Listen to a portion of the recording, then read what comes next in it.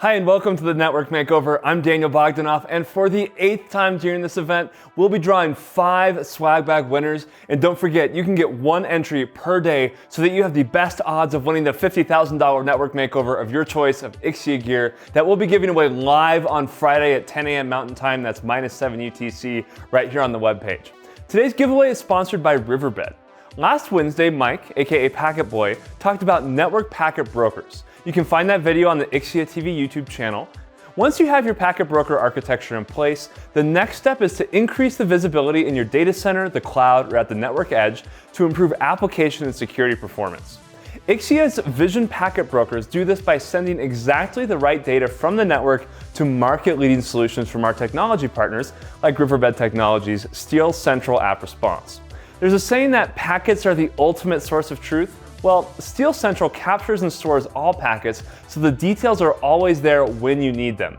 And with powerful network and application analysis and flexible workflows, Riverbed speeds up problem diagnosis and resolution, helping you get answers fast. To learn more, there's a short video from Riverbed that shows how Steel Central turns packet data from Ixia packet brokers into valuable intelligence for troubleshooting and managing application performance. You can find that video by clicking up right here or by clicking the link in the last 20 seconds of this video. And now, it's time for the tip of the day with Mike, who's going to dig into SSL and TLS decryption, starting with what the heck those acronyms actually mean. Hi there. Today we're going to take a look at SSL and TLS decryption. Let's start with what it means. SSL stands for Secure Socket Layer, and that was the first encryption standard that the Internet Engineering Task Force, or IETF, set as the standard all the way back in 1995. Since then, it's been phased out and replaced by a newer set of standards called Transport Layer Security, or TLS. In fact, TLS 1.3 was just released in August of 2018. Nowadays, both SSL and TLS are used interchangeably to refer to the IETF encryption standard. SSL encryption is a powerful weapon for securing data networks. Unfortunately, cybercriminals have taken advantage of it to camouflage their malware as well. In fact, it's estimated that 50% or more of your network's encrypted data could be compromised. That's why a lot of security engineers are deploying inline decryption capabilities to decrypt incoming data and inspect it before it's allowed to then pass on to the network. They want to stop malware before it has a chance to do its dirty work. There are 3 ways you can do this. 1. Build decryption into your existing inline security tools. 2. Use a purpose-built decryption device. Or 3. Use a network packet broker with built-in decryption capabilities. Let's dig into each of these approaches a little bit more.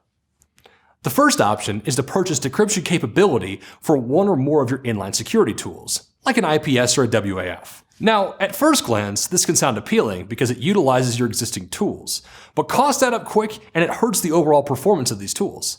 In fact, data from ZK Research shows that using decryption features on security appliances increases the load on their CPU by a staggering 45% or more.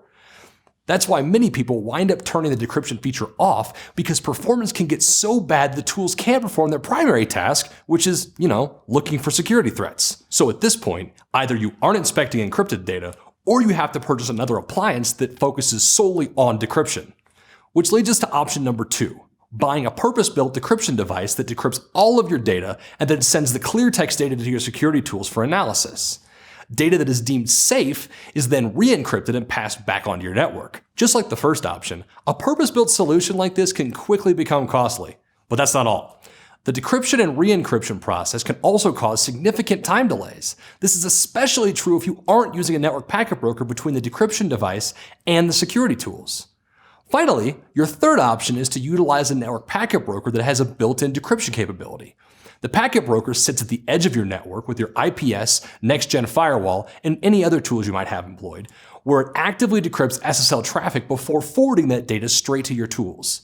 This is essentially a hybrid of option 1 or 2, and we think it has the best of both worlds. Because decryption is separate from your security appliances, there's no performance drag on your tools. And at the same time, since decryption is integrated into the packet broker, you get a streamlined solution that saves you money. While the data decryption rate might not be quite as high as the very highest end purpose-built devices, you can still get 10 gigabits per second throughput, which is more than fast enough for almost all of your decryption needs. Pretty cool stuff, am I right? Well, don't just take my word for it. For more information, be sure to check out our Network Makeover content library. It's got a whole wealth of thought leadership and is curated by some of the smartest folks on our team. Thanks, Mike. I was hoping for secretly encoded treasure maps or something, but I guess you gave us a map to the real treasure, knowledge. Well, I'd actually spring for the real treasure, but speaking of treasure, Mike has also put together an unprecedented second tip for today, and it's all about ransomware. Hi, folks. As you probably know, ransomware attacks are one of the newest and most critical threats to businesses the world over. I'm sure you've heard a lot about things like WannaCry and CryptoLocker, and the unfortunate fact about these types of attacks is that once they're initiated, there really ain't all that much you can do to stop them. Your only choices are either 1, to pay the ransom and hope you get your data back, or 2, wipe your system clean and reload your data from a secure storage site. Now, since neither of these options are particularly ideal, your best option is to prevent these kinds of attacks in the first place.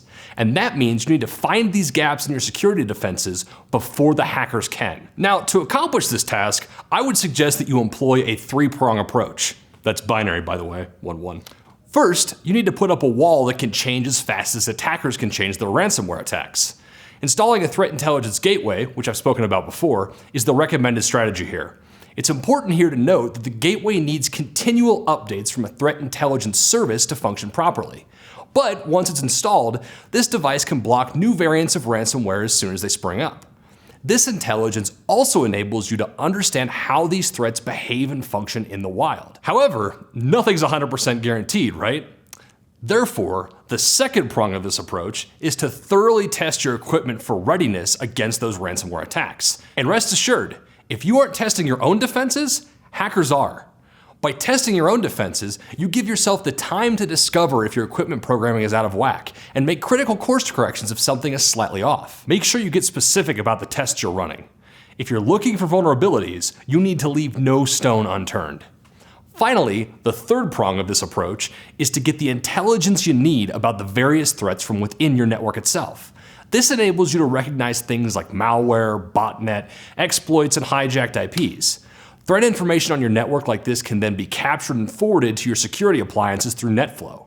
Now, unfortunately, that's all the time I've got for today. But dry those eyes, I've barely scratched the surface of this crucial topic. So for more example use cases, be sure to check out Ixia's ransomware webpage that we've linked in the description below, as well as our very own threat intelligence gateway called Threat Armor.